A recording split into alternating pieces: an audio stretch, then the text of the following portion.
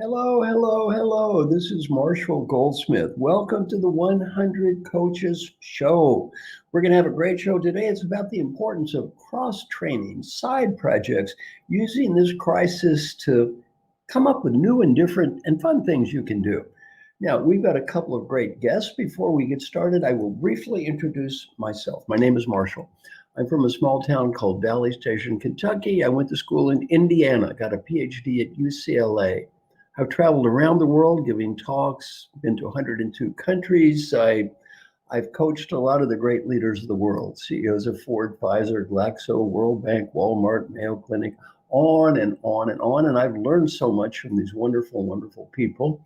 And I write books and articles. I've written or edited 42 books, 6 very popular books, 36 purchased by my mother, my father, and relatives. So I've written a lot, and I've love our 100 Coach Project. In this project, I decided to adopt 15 people, teach them all I know for free, and the only price is that when they get old, they do the same thing. Well, I spread the word about this. I thought I'd have 100 applicants. I've had 18,000 applicants.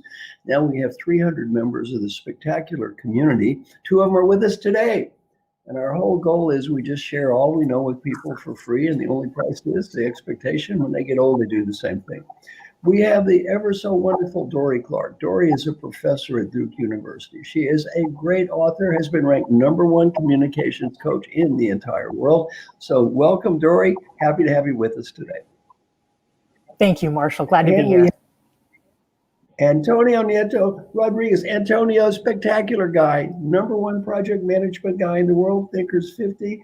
He is a chairman of PMI, he's a coach, he's an author, and he's a great global thinker. Both Dorie and Antonio, members of our spectacular 100 Coaches community. I am proud to be the honorary father of both of you. Hello, now let's Marshall. get started. Thank you. Hey, we have a fun topic today. The topic is here we are. We're stuck here anyway in this crisis. Let's make the best of it. And Dorie, one idea that you've brought up, and Antonio, is this idea of side projects and cross-training, like doing different stuff. Let's start with, and Antonio, how'd you get into this concept? Well, it was by chance, Marshall. I got fired from my work, and then I thought, let's do something that I like. And projects was the thing I like, so I started to research, to publish. I got hired by another company, and I keep both things in parallel. So it was just luck, really. It's wonderful. Make the best out of what's there. Given lemons, make lemonade. Dorie, give me your reflections. How'd you get into this idea of side projects? Well, I think we have a lot in common, the folks you've assembled here, Marshall, because it all started for me when I got laid off from my job. I was a newspaper reporter, and I lost my job on Monday, September 10th, 2001. And I was going to start looking for another job the next morning. And I realized that's a terrible time to be looking for a job.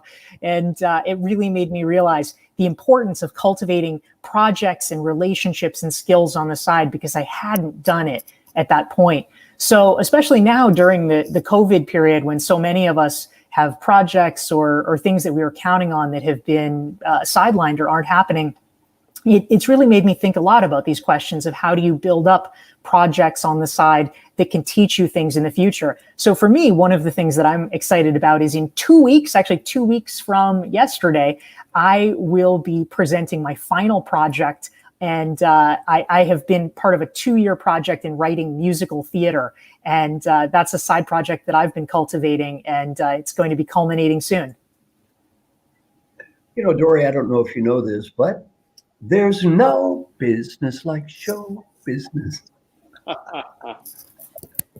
I am so with you, Marshall. I like to sing at every show. Okay, Antonio, what ideas do you have for people out there in terms of how they can use what you guys are teaching us to have better lives? Well, I think people should try. I think people are afraid of failure. Try what you like. Try a hobby. And don't be afraid of failure. Failure is a great opportunity to learn. We heard that so many times. We hear that to you, Marshall and Dorie. So please try and don't be afraid. One maybe advice I would like to give people is that sometimes we need to stop things that we're doing. So we all like to start things and projects. Before we launch a new project, let's stop something that we're currently doing. Let's free up some time. Let's take a bit of time to reflect and then go full into the next big thing that you like and you want to try and you want to spend time. Projects need time. And that's what I would recommend. Stop something you're doing, free up some time, and try something that you're passionate about. You know, this is a great point. In my book, Triggers, I have something called the Wheel of Change. And it breaks your looking at your future into 4 categories. One is creating. And for both of you, you're talking about creating new fun projects, something different. One of them is called preserving. That's what do you not want to change? One of them is called accepting. What do you just need to make peace with? And the other is called eliminating. And Antonio, this gets into your excellent point. If we just create and we preserve what we have and create new things and we don't eliminate, we just burn out. We get overcommitted. And that is one of my biggest challenges in life, is just getting rid of stuff. Just getting rid of stuff. So I think that's very important. There's a fascinating book called The Woman about getting rid of things. She wrote a woman from Japan. She wrote a very book, The Magic of Tidying Up. That was it. You know, that book, when my book was Triggers, it was the #1 business book, but was also on the advice list. Never #1. Always defeated by this woman's book. Oh, I get so sick every week. #2, #3. She killed me. And wasn't close either. She just destroyed me. And then one day, one of the saddest moments of my life, I came home. My lovely wife, Lida, is there, who I thought loved me. I look on her desk. She has purchased this book. My own wife, supporting the enemy here. Well, in the book, though, Antonio, the woman makes a fascinating point. She says, what do you want to get rid of? And if it doesn't bring you joy, and if it's not working, get rid of it. It can be so hard for us to do that. That's great, great advice. For everyone listening, make a list right now. One is, after you listen to the show, what's one fun new project you might want to start? And #2, to build on Antonio's point, what are you going to get rid of? So make some time to do this. Dorie, what are some good suggestions you have for everyone listening? Well, one thing that might be helpful, I always learn best, Marshall, by example. And so I want to build on your point and Antonio's excellent point about how I applied this in my own life. In 2016, I decided that I wanted to learn more about comedy. And so I started taking comedy classes. And I actually did 2 6-week classes back to back. Every single week, we were writing comedy sets. And I spent a lot of the year performing. I probably did about 25 performances all throughout New York, and did a bunch in 2016, 2017. But then ultimately, I kind of hit a wall because I realized that to actually get more stage time in comedy, in the early days, you have to do these so-called bringer shows where you have to recruit all your friends and get them to come out. And it became very logistically onerous. And so at a certain point, you run out of friends. So I decided that I would reorient my activities. That was something that I eliminated, but I still loved comedy. And I said, how can I use it in a different way? And that was when I decided that I would set my sights on the goal of getting accepted into this musical theater writing program, the BMI Lehman Engel Musical Theater Workshop. And it was a way for me to take the comedy that I loved and use it in a different format and reallocate that time. You know, back to a point both of you are making, we spend so much of our lives in something called vicarious living. That's one reason we don't have time for everything. The average kid that's flunking out of school in the United States spends 55 hours a week on some sort of media. You know, they're watching TV or movies or video or, you know, I mean, how many hits have PewDiePie and World Wrestling have in terms of YouTube? I mean, we're talking tens of billions of hours of people watching PewDiePie play video games or World Wrestling, billions of hours. So really, I think this is great for you guys, but also great for parents talking to their children to really encourage them to reach out and do some fun and exciting projects and not get lost in vicarious living. What's some advice you think people might have for friends or their kids or family members to kind of encourage them to do this? How about Antonio? Well, I think one of the beauties of these martial law projects is that often they require other people. You cannot do projects on your own. So you need to do a bit of buying from your friends or family, saying involve your kids in some of your projects. Bring them, if you're doing sports, to participate, or make them run with you if you like them to run and have a healthy habit. So I think that's one of the beauties of projects, that most of the time you need others. So I would recommend that you discuss your ideas with your family, your kids, your friends who wants to join. There's nothing more powerful in a project than having volunteers. Never force people to be in a project. They're going to drop out. They're not going to do anything. Just ask for volunteers. I think, Marshall, you're an example of what you've done with MG100, asking for volunteers. Right. Yeah, our whole association is all volunteers. No one pays any money to anyone for anything. It's all volunteers, and we just try to help each other. And it's been just an amazing, amazing project. And by the way, I've got a new project for all of us. I just had a wonderful conversation with my friend Kevin Mayer. Kevin is the new CEO of TikTok. And do you both of you know what TikTok? Yeah, he's the CEO of TikTok. They're getting ready to go public, COO of ByteDance. And we're going to work on a wonderful project with 100 coaches where TikTok wants to go into the educational realm, not just kind of the fun music and stuff realm.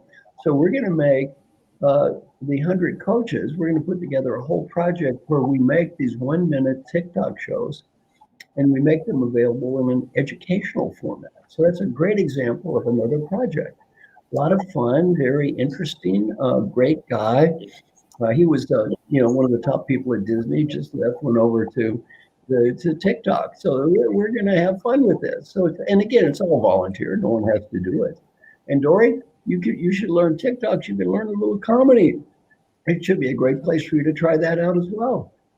So Dorie, what advice would you have for people talking to not just themselves, but friends and family members to get them excited about working on some fun new projects? Well, I think first of all, Antonio's point is great about the joy that comes with partnering with people. I mean, for instance, our mutual friend Alyssa Cohn and I just wrote a piece together for the Harvard Business Review, which came out yesterday, and so that's something that's a lot more fun to do with someone else. You have someone that you can bounce ideas off of, and it's a way to spend time with your friends. Ultimately, I'll also say that in many ways, our perceptions of what's possible are shaped so profoundly by the people around us. And so honestly, one of the best ways that we can influence our friends, our family members, is to be reaching for goals ourselves. Because if we are showing them that it's actually possible to be an actor in our lives rather than a spectator in our lives, I think it raises the bar for everyone, that they see that that's what's expected, that that's a thing that people can accomplish. I mean, it's very much like Roger Bannister in the 4-Minute Mile. Once people understand that they actually can do it, then they're far more likely to be interested in doing it. Yeah. And you know, my next book is going to be called The Earned Life. And part of the book is about living your own life. And I'm going to talk about, again, vicarious living. You live through others. And another part of the book, and this is a fascinating thing to think about in terms of projects, is this. Okay, I want Dorie and Antonio, both of you take a deep breath in your hand like this. Go, breath, hand. Now, every time I take a breath, it's a new me. This is a very nice Buddhist philosophy. Every time I take a breath, it's a new me. And everything that happened before the second time was done by an infinite set of people called the previous me's. Now, the previous Dories and Antonios, and these were nice people. They worked very hard. And everything you have now is an inheritance from those people. The Dorie I'm talking to hasn't earned one thing. She's just inherited things from those previous Dories. The Antonio I'm talking to hasn't earned anything. All those awards and stuff, you didn't win those. Previous Antonios did. And what I found happens, and this can be almost tragic sometimes, is people who are incredible achievers think they can coast. And you're talking to the, 60-year-old person at the bar talking about winning the Super Bowl 30 years ago. You know, the guy at the bar didn't win the Super Bowl. That's just an old man who's drunk. Super Bowl's won by some kid. Well, really important, I think, as we journey through life to realize the Dorie I'm talking to, Antonio, they didn't earn anything. They didn't do anything. You inherited everything you have from that infinite set of people, the previous versions of you. And I think a healthy way to look at this project idea is we're always starting over. It's a new Antonio. It's a new Dorie. What's great I can do now?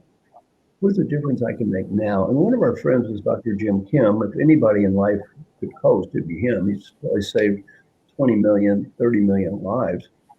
His attitude is, I didn't do that. It was the previous Jim Kims that did that. Yeah, I didn't do that. My legacy is earned every day. So Antonio, what's a fun project that you're working on now? Antonio I'm talking to now. Not those previous Antonios who won those awards. They're not here right now. I'm talking to this guy, who, by the way, Dorie hadn't earned a thing. All he's done is inherit stuff from those previous people.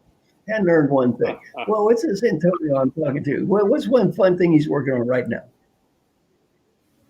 Thank you, Marshall. I love your philosophy, and you're so right. It makes me think straight away. But yeah, actually, I'm trying to, with other colleagues, find ways that knowledge workers like us can help with impact people who are struggling today. We're not doctors, we're not healthcare professionals, but how can a group of 100 people with lots of knowledge make impact and make a better world? That's the project I'm trying to work on. And it's an experiment. I'm not sure we're going to achieve anything, but that's the project I'm busy with. And thank you, Marshall. Thank you, Dorie, for being part of it. Okay, Dorie, what's a fun project the present Dorie is working on now? Not those previous Dories. All that award nonsense. You didn't win any of those. You didn't earn a thing. What's that present Dorie doing right now? Well, I always like to allocate, a good 80% of my time to my main professional work. And so the fun thing that I'm doing this summer is, like both of you gentlemen, I have a book project this summer. So I'm working on my new book, The Long Game, which is coming out next fall from Harvard Business Review Press. So that's pretty fun. And then, as I was alluding to before, my main side project is I'm working on a musical theater adaptation of Agatha Christie's The Secret Adversary. And I'm very excited to get that going and to be presenting that in a couple of weeks. And what's this long game about? Give me a couple sentences. Well, ultimately, Marshall, so much of what life is like these days is optimized for the short term. I mean, we see it in terms of corporate earnings and CEOs managing for the quarter and not for the decade. We see it in our own personal lives when there's so many people glued to their Instagram and saying, well, why don't I have the Lamborghini now? And it's about how to learn to be patient, but not patient in a passive way. Oh, maybe it'll happen someday, but to be actively, proactively and strategically patient so that we can make the right choices so that future Marshall will be able to say, thank you, past Marshall. You did me a good turn there. So you've really earned it. I love that. I love that. I love that. That's wonderful. Well, let me just say, it is a joy to know both of you. You're two of the most positive people that I know. You're out there doing good. You're trying to help others, trying to make the world a little bit better place. I love this concept. And let's leave our readers with a couple of challenges. And when you make comments after listening to this, I love reading the comments. So let's give you a couple of challenges. One, Mr. or Ms. Reader, I want you to give me one exciting project that you might want to work on in your own life right now, number one. And then the second challenge is number two, just as Antonio said, what's one thing you may want to stop doing? Something you may want to stop doing. And one of my good friends, who's one of our 100 coaches, is Liz Smith. She was president of Avon, CEO of Lumen Brands. And Liz says, learn to fail fast. As Antonio said, it's fine to fail. Just don't drag it out. Learn to fail fast. Try new things. If they don't work, that's okay. Just take a deep breath and let it go. Antonio, what's one great question you might have for our listeners that you want to challenge them that they make a comment about? Well, I want to challenge them. When was the last time they felt proud? When did they feel proud of being part of this world? For example, of their country, of their organization. When was the last time they felt proud? I'm proud of being Spanish. When I was American, of the world, or my organization. When was the last time? Please let us know. Very good. How about you, Dorie? Well, a question that I would leave our viewers with, Marshall, is how do you vote with your feet? Meaning, there's a lot of people who have been so focused on one area of optimizing in their life, whether it's their career or something else, that to a certain extent, it's almost like you have blinders on. And that is a great thing when it comes to obtaining your goal and being successful. But it also means that you have a hard time sometimes seeing possibilities outside what that is.